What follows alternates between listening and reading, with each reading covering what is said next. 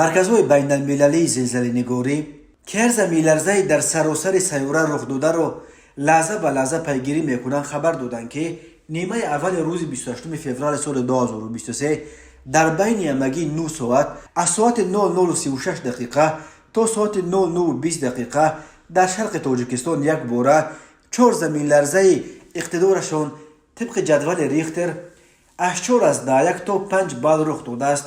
маркази 3 заминларза дар ҳудуди ноҳияи Мурғоби вилояти Мухтори Кӯҳистони Бадахшон дар наздикии Кӯли Сарес ва маркази як заминларзаи дигар дар вулусволии ҷурми вилояти ҳамсояи Бадахшони Афғонистон ҷойгир шуда буд.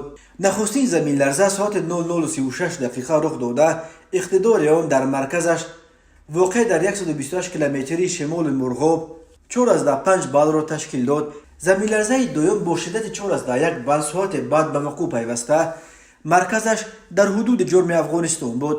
соати 05:01 дақиқа заминларзаи сеюм бо иқтидори 4,3 балл дар 94 километрии ҷанубу ғарбии Мурғоб рух дода, соати 00:20 дақиқа шарқи Тоҷикистонро заминларзаи аз ҳама сангин бо шиддати 5 балл тибқи ҷадвали Рихтер бо марказаш дар 59 километрии ғарби Мурғоб такон дод.